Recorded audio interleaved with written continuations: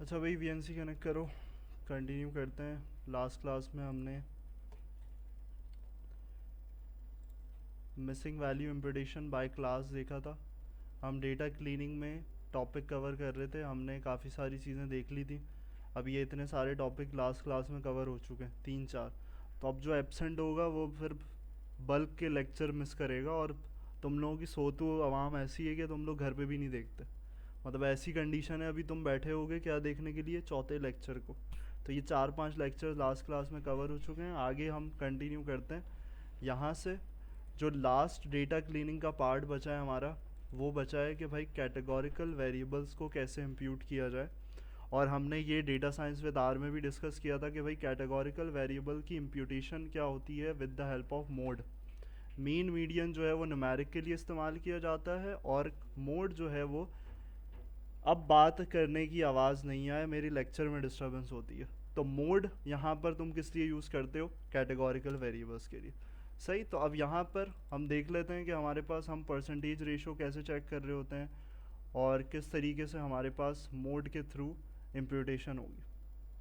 तरीका सेम है जो हमने मीन मीडियन में देखा था, वैसे ही हमारे पास यहाँ पर भी है सारी चीज़ें। तो यहाँ हम क्या कर रहे थे, सबसे पहली चीज़ क्या कि भाई मिसिंग वैल्यूज़ की परसेंटेज निकालना है। क्लियर। तो यहाँ जो कर रहे हो वो परसेंटेज में समझना आसान होता है, ये बार बार मैं एक्सप्लेन कर चुका हूँ। तो परसेंटेज में कन्वर्जन करके हम मिसिंग वैल्यू को देखना चाह रहे हैं। तो हमारे पास यहाँ पर कुछ मिसिंग वैल्यूज़ आ रही हैं जो कि परसेंटेज में आ रही हैं, जिससे हमें ये पता चल जाएगा कि कहाँ पर मिसिंग वैल्यूज़ हैं। और हमारा अभी फोकस क्या है, हमारा फोकस वो वाले कॉलम्स हैं जो कि कैटेगोरिकल हैं, जैसा कि फ्लोर। तो ये फ्लोर हमारे पास कैटेगोरिकल है, फर्निशिंग हमारे पास कैटेगोरिकल है। तो जितने कैटेगोरिकल कॉलम्स हैं, अभी हमारा फोकस इस लेक्चर में उस पे है। क्लियर। तो आप देखो यहाँ पर क्या कर रहे हो, यहाँ पर तुम सबसे पहली चीज़ तो भाई ग्रेटर देन 20% वालों को हटा दे रहे हो। यानी कि उन कॉलम्स को तो कहानी ही ख़त्म कर दो जो तुम्हारे ग्रेटर देन 20% पे आ रहे हैं। यानी कि थ्रेशोल्ड जो हमने सेट किया था वो वाली चीज़ हटा दो, और उसको हमने डिस्कस किया था कि कैसे ड्रॉप करते हैं। क्लियर। अब उसके बाद तुम्हारा जो असल मेन काम आ जाता है कि हमें सिर्फ कौन से कॉलम्स का लेना है, कौन से कॉलम्स को इंक्लूड करना है।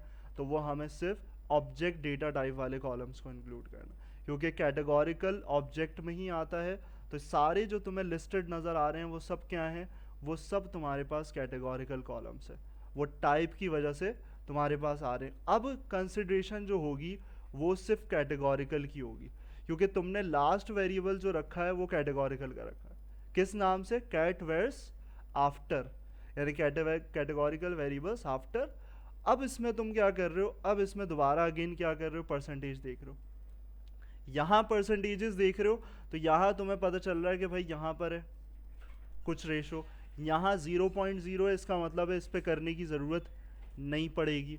और यहाँ पर हमारे पास 0.0 है, इसका मतलब है मुझे इस पर भी कुछ करने की ज़रूरत नहीं है, क्योंकि यहाँ पर नल वैल्यूज़ नहीं मौजूद। तो यहाँ इम्प्यूटेशन का काम भी नहीं है। हमारे पास कहाँ कहाँ ज़रूरत पड़ सकती है, वो यहाँ पड़ सकती है। तो इसी काम के लिए यहाँ कंडीशन स्पेसिफाई क्या की जा रही है वो देख लो उसको। यहाँ जो लिखा हुआ है वो क्या लिखा हुआ है, इज़ नल पर, यानी कि इज़ नल परसेंटेज जो है वो ग्रेटर देन ज़ीरो होनी चाहिए।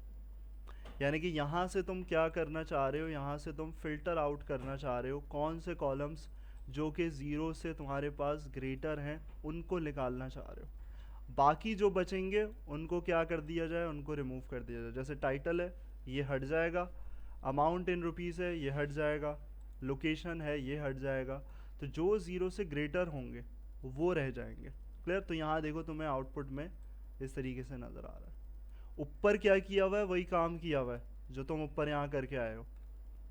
कहाँ पे, यहाँ पर ऊपर अभी हमने डिस्कस किया था कि भाई परसेंटेज कैसे निकाल रहे थे, ये वाली चीज़, ये लॉजिक लगी हुई है। यही लॉजिक आगे कंटिन्यूटी में चल रही है, और इसी लॉजिक को फॉलो करते हुए आगे तुम क्या कर रहे हो, यहाँ पर भी उसी को इस्तेमाल करो। कैटवर्ड्स आफ्टर, देन परसेंटेज गेट करी, और greater than zero find out. यहाँ देखो सिर्फ इतने से कॉलम हैं जिसमें हमें मोड की इम्प्यूटेशन करवानी है। क्लियर। अब मोड की इम्प्यूटेशन है तो हम वेरीफाई कर सकते हैं। कोई एक कॉलम ले लिया हमने, हमने क्या किया, हमने कैट वेयर्स आफ्टर डेटा सेट है हमारा, जिसमें ऑब्जेक्ट्स रखे हुए हैं, उसमें से हमने किसको टारगेट कर लिया, फ्लोर को, और उसका मोड निकाल लिया। तो मोड में क्या हुआ, मोस्ट फ्रीक्वेंट वैल्यू आएगी जो सबसे ज़्यादा रिपीट हो रही है, तो वो इस कॉलम में कौन सी आ रही है, 2/4। अब ये मोड जो है वो कैसे प्रोसेस करता है, असेंडिंग या डिसेंडिंग ऑर्डर में, यानी कि जब ये रिजल्टेंट देगा तो हमेशा मोस्ट फ्रीक्वेंट वैल्यू टॉप पर ही आएगी, ये बात याद रखो। क्लियर? तो ये जो 2/4 दे रहा है, इसका मतलब ये टॉप पर है और मोस्ट फ्रीक्वेंट है।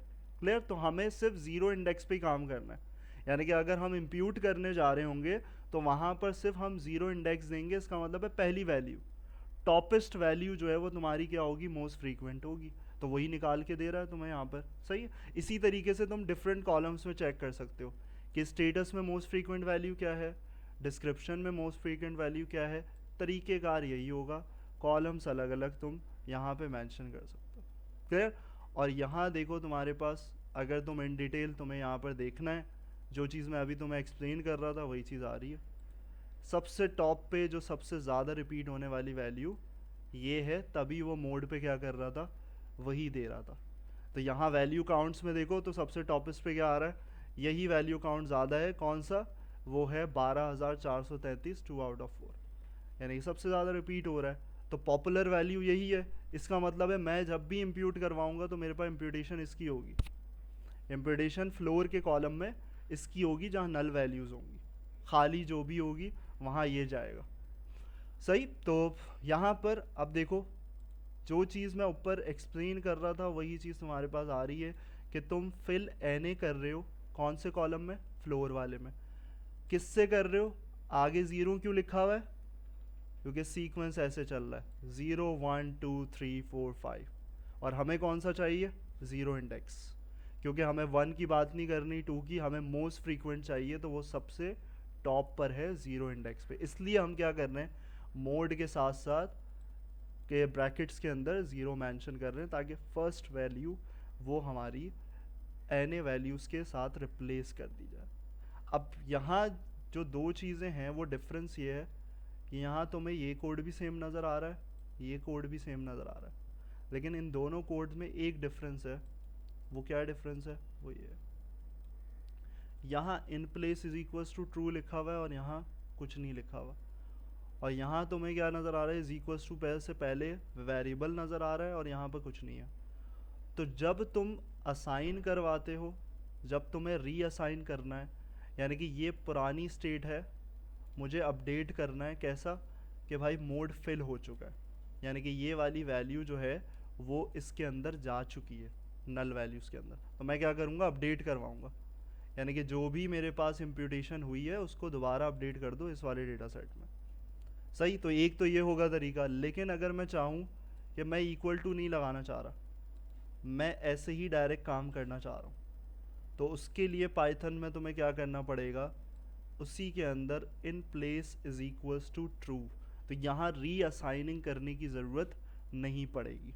वहाँ तुम क्या कर रहे हो, ऊपर वाले कोड में रीअसाइन कर रहे हो, एक चीज़ कर चुके हो, दोबारा अपडेशन करवानी पड़ रही है, यहाँ वो ऑटोमेटिकली अपडेशन कर रहा है नीचे वाली लाइन में। सही? तो ये डिफरेंस है इन प्लेस ट्रू में और नहीं लगाने में ऊपर वाले, दोनों में से कोई एक करोगे तो काम होगा, वरना डबल डबल दफ़ा नहीं करोगे। इसको समझाने के लिए दो दो दफ़ा ये रिपीटेशन में तुम्हारे पास अलग अलग तरीके से लिखा हुआ है। क्लियर? तो जाहिर सी बात है, बेस्ट वे ये है कि इसको इस्तेमाल कर लो, in place is equals to, यानी कि तुम्हें रीअसाइनिंग करने की ज़रूरत नहीं है। क्लियर? तो यहाँ पर इस तरीके से तुम्हारा पूरा पैटर्न चलेगा। अब देखो, दोबारा कंडीशन अगर चलाएंगे तो ये फॉर वेरिफिकेशन पर्सपेक्टिव है कि अगर दोबारा चलाओगे तो क्या नज़र नहीं आ रहा तुम्हें, यहाँ पर जब दोबारा ये नज़र आया तुम्हें तो यहाँ पर एक चीज़ कम हो चुकी है, कौन सा कॉलम जा चुका है,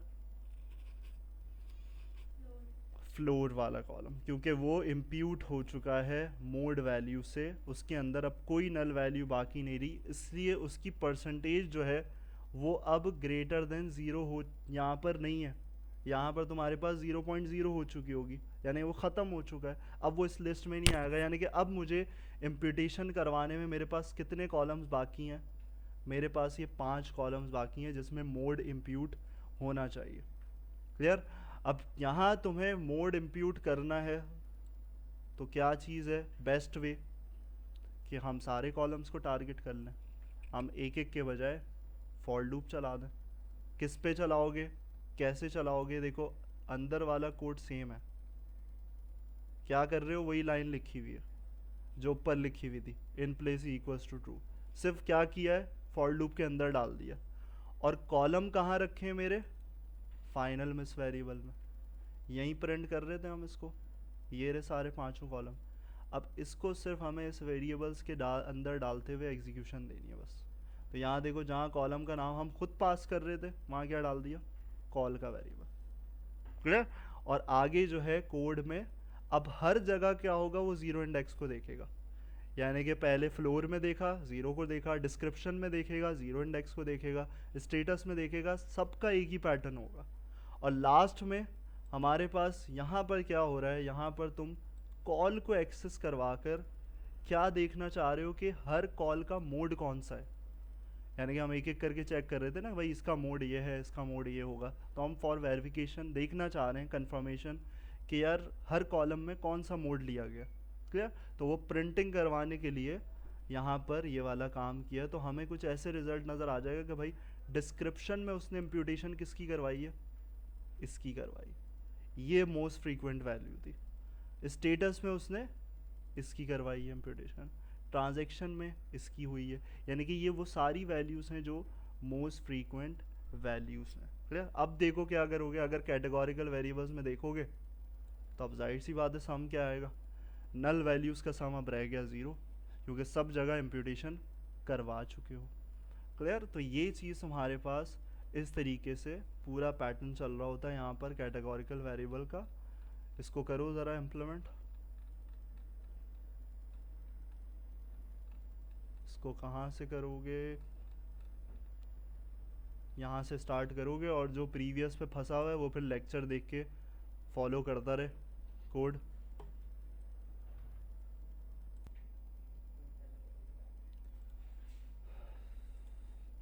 अच्छा भाई, हमने यहाँ पर इम्प्यूटेशंस की देख ली, इम्प्यूटेशन का काम देख लिया। हमारे पास ये जो जितने भी लेक्चर्स थे हमारे 7 तक, वो क्या थे, हमारे पास डेटा क्लीनिंग के हवाले से थे। अब ये सब कुछ हमारे पास हमने शुरू में डिस्कस किया था कि भाई ये सारा पार्ट जो है वो पूरा क्या है, डेटा प्री प्रोसेसिंग। और डेटा प्री प्रोसेसिंग में हमने कुछ बातें डिस्कस करी थी, वो यहाँ पर हमारे पास स्लाइड में, कि टेक्निक्स होती हैं कुछ डेटा प्री प्रोसेसिंग की, जिसमें से एक टेक्निक जो है वो तुमने क्या कर ली है, इम्प्लीमेंट कर ली। ये जो 4 चीज़ें नज़र आ रही हैं तुम्हें, ये तुम्हारे पास क्या होती है, डेटा प्री प्रोसेसिंग की टेक्निक्स हैं कि डेटा क्लीनिंग करनी है। डेटा इंटीग्रेशन ज़रूरी नहीं है कि तुम्हें रिक्वायर्ड हो हर दफ़ा। डेटा इंटीग्रेट करने का मतलब होता है डेटाबेस से इंटीग्रेट कर रहे हो, डेटाबेस से डायरेक्टली इंटीग्रेट करके अपनी चीज़ों को इम्प्लीमेंट कर रहे हो तुम, चाहे वो क्लीन कर रहे हो। अभी हमारे पास क्या है, CSV की फाइल है। क्लियर? तो ये सब चीज़ें, चारों चीज़ें तुम्हारे पास। डेटा ट्रांसफॉर्मेशन है, तो डेटा ट्रांसफॉर्मेशन क्या हो सकती है, किसी भी सूरत से हो सकती है। उसमें ट्रांसफॉर्मेशन के हवाले से एक चीज़ हमारे पास आती है क्या, कि एक चीज़ हमेशा याद रखो, जब एल्गोरिथम की बात आती है, जब तुम एल्गोरिथम को ट्रेन करने जा रहे होते हो, तो वहाँ पर तुम्हारे पास एल्गोरिथम जो है वो करेक्टर वैल्यूज़ को कंसिडर नहीं करता। ये पहले भी मैं बता चुका हूँ बात, कि जितने भी करेक्टर वाले कॉलम्स हैं वो कंसिडर नहीं होंगे, वो एरर देगा कि भाई आपने स्ट्रिंग वैल्यूज़ दे रहे हैं और स्ट्रिंग वैल्यूज़ एक्सेप्टेड नहीं है। तो इसलिए हमारे पास हमें क्या करना पड़ता है,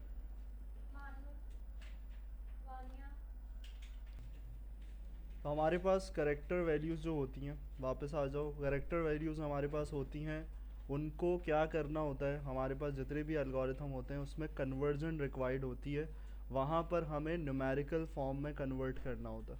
सही? हमारे पास जैसे आवर्स स्टडीड का कॉलम्स था, या तुम्हारे पास तुम हाउस प्राइसेस में कर रहे हो, वहाँ पर जितने कॉलम्स हैं उसमें कोई ज़रूरत, लेकिन तुम्हें ज़्यादातर क्या नज़र आए, कैटेगोरिकल कॉलम्स। सही? हमने स्टेटस देखा, फ्लोर देखा, तो वो जो कैटेगोरिकल कॉलम्स है वो कंसिडर नहीं हो सकते जब तक हम उसको ट्रांसफॉर्म ना कर दें। क्लियर? अब वो ट्रांसफॉर्म कैसे करोगे, तो वो ट्रांसफॉर्मेशन के लिए तुम्हारे पास उसको हमें देखना पड़ेगा कि भाई categorical feature transformation data pre processing में किस तरीके से की जाएगी। हमें एक चीज़ पता है, शुरुआत में हमने डिस्कस किया था ये कहानी, डेटा साइंस में भी डिस्कस करी थी कि जब कैटेगोरिकल फीचर की बात होती है तो वहाँ नॉमिनल और हमारे पास ऑर्डिनल फीचर होते हैं। तो ये दोनों का हमारे पास ट्रांसफॉर्म करने का तरीका भी अलग अलग, कि नॉमिनल होगा तो अलग तरीका है, ऑर्डिनल है तो अलग तरीका है। क्लियर? तो अब यहाँ पर हमारे पास देखो, अब हमारे पास नॉमिनल की बात की जा रही है कि मिसाल के तौर पर तुम्हारे पास ये तुम्हारे कैटेगोरिकल फीचर्स हैं। हाईलाइटेड कौन से फीचर्स हैं? Sex, smoker, date, time. तो ये सब क्या है? करेक्टर फीचर्स हैं। ये हमारा एल्गोरिथम ट्रेन करते वक्त नहीं कंसिडर कर सकता। तो हमें क्या करना होगा? हमें यहाँ पर इसको transformation into numerical form. Clear? तो अब वो कुछ टेक्निक्स हैं, वो अपने हिसाब से काम करती हैं। हमें सिर्फ क्या होना चाहिए? हमें पता होना चाहिए कि हम कब नॉमिनल पे अप्लाई करें और कौन सी टेक्निक जो है वो ऑर्डिनल पे अप्लाई की जाए। तो आप देखो यहाँ पर हमारे पास सबसे पहली टेक्निक क्या है? With the help of one hot encoding and dummy variables technique. तो ये पहली टेक्निक है नॉमिनल के लिए कि हम क्या करने जा रहे हैं, हम अपने जो कैटेगोरिकल फीचर्स हैं उसको न्यूमेरिक में कन्वर्ट करने जा रहे हैं। अब देखो इस एग्जांपल में क्या है, इस एग्जांपल में तुम्हारे पास तुम्हारा सेक्स का कॉलम टारगेट हुआ हुआ है, उसमें क्या है? तुम्हारे पास मेल और फीमेल यानी कि जेंडर। तो अब उसमें देखो तुम्हारे पास क्या हो रहा है, वन हॉट इनकोडिंग करती क्या है? वन हॉट इनकोडिंग क्या करती है? वो तुम्हारे पास फीमेल का भी एक कॉलम बना देगी और मेल का भी एक कॉलम बना देगी। बात समझ में आ रही है? तो इसी तरीके से अगर स्मोकर को कंसिडर किया जाएगा तो जितने भी तुम्हारे पास उसके अंदर कैटेगरीज होंगी यानी कि यस और नो, तो इसका मतलब है क्या होगा? दो कॉलम्स बन जाएंगे यस और नो के। अगर उसके अंदर तीन हुई कैटेगरीज तो इसका मतलब कितने कॉलम्स बनेंगे?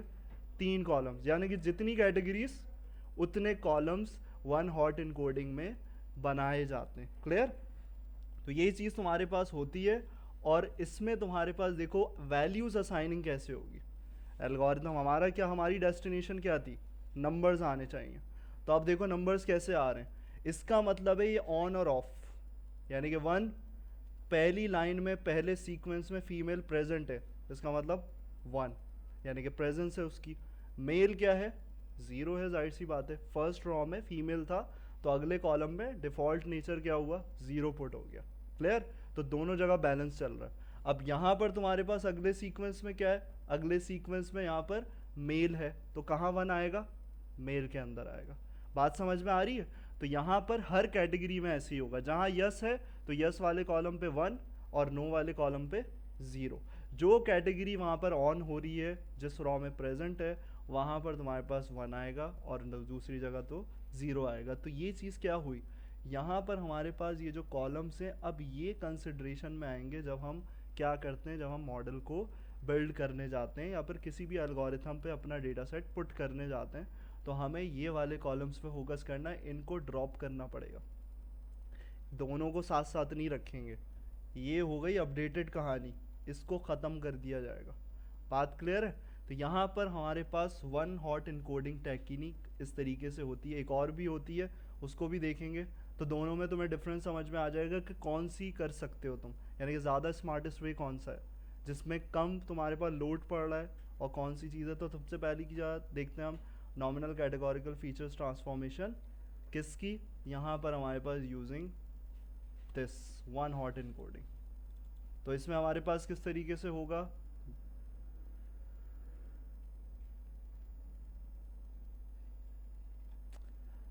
देखो यहाँ पर अब सबसे पहली चीज़ क्या है, यहाँ से तुम्हारे पास कहानी स्टार्ट हो रही है कि तुमने सबसे पहला काम क्या करना, सबसे पहला काम करना है नॉमिनल कॉल्स, यानी कि कौन से नॉमिनल कॉल्स हैं।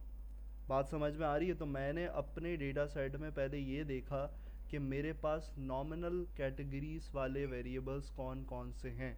तो अब देखो यहाँ पर क्या है, एक्सेस टू रिसोर्सेज, बताओ ये तुम्हारे पास नॉमिनल होगा या नहीं होगा? बताओ भाई इब्राहिम।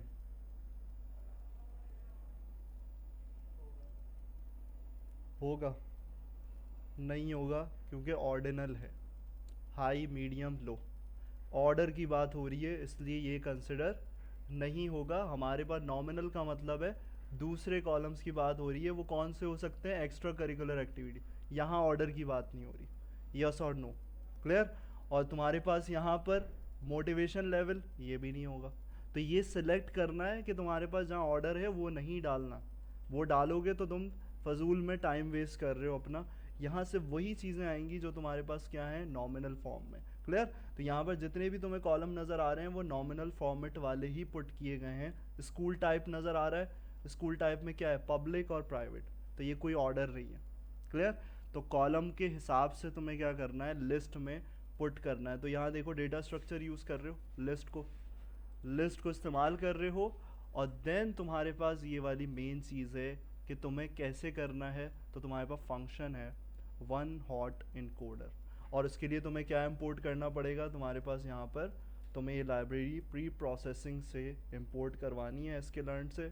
तो उसकी मदद से तुम्हारे पास क्या आ जाएगा, वन हॉट इनकोडर, और उसका एक ऑब्जेक्ट बना लोगे वन अंडरस्कोर एच, कुछ भी बन सकता है। और अंदर जो एक चीज़ पास कर रहे हो उसका एक मतलब है, स्पार्स आउटपुट क्या लिखा हुआ है, इज इक्वल्स टू फॉल्स।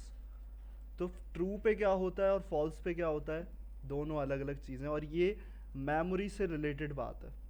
यानी कि अगर बड़ा डेटा सेट होगा तो हम क्या करते हैं, हम स्पार्स आउटपुट को ट्रू कर देते हैं लार्ज डेटा सेट पे। अगर स्मॉलेस्ट डेटा सेट है तो स्पार्स आउटपुट को फॉल्स ही रखते हैं। उसका रीज़न क्या है, ट्रू जब करते हो the computer stores only the ones and remember their positions. जब तुम ट्रू करोगे लार्ज डेटा सेट में तो मेमोरी पे कम लोड डालने के लिए सिर्फ वो किसको मेमोरी में सेव करेगा, वन को। अब ऐसा नहीं है आउटपुट में तुम्हें ज़ीरो नज़र नहीं आएगा, मेमोरी की बात हो रही है, प्रेजेंटेशन की बात नहीं हो रही। सामने तुम्हें विजिबल होगा लेकिन कंप्यूटर क्या स्टोर कर रहा होगा मेमोरी में, वो सिर्फ वन को और उसकी पोजीशन को याद रखेगा। फॉल्स कर रहे हो तो क्या है, द कंप्यूटर स्टोर्स एवरीथिंग, यानी कि स्मॉल डेटा सेट में कोई फ़र्क नहीं पड़ेगा अगर तुम स्पार्स। तो इसलिए मेरा डेटा सेट जो स्मॉल है, स्पार्स आउटपुट इज इक्वल। अब लार्ज डेटा सेट का मतलब है 40 GB, ये 30 MB वाला डेटा सेट लार्ज नहीं है। 40 GB या फिर तुम्हारे पास 30 GB 25 GB वो डेटा सेट जो है वो तुम्हारे पास, या 2.3 GB वो लार्ज है। क्लियर? तो ये चीज़ याद रखना, यहाँ MBs की बात है, हमारे पास जो फाइल्स आती हैं वो MBs की हैं। क्लियर? बहुत छोटी हैं। तो यहाँ पर हमें कोई ज़रूरत नहीं है, हम स्पार्स आउटपुट को फॉल्स रख सकते हैं। और देन हमें क्या करना है, यहाँ पर देखो हमें यहाँ पर वन हॉट इनकोडर के थ्रू एक फंक्शन मिल रहा है फिट ट्रांसफॉर्म।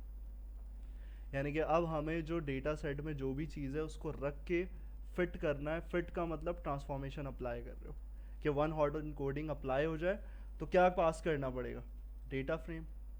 डेटा फ्रेम कहाँ है, ये रहा तुम्हारे पास DF, और उसमें क्या कंसिडर करना है, हमें ये वाली लिस्ट।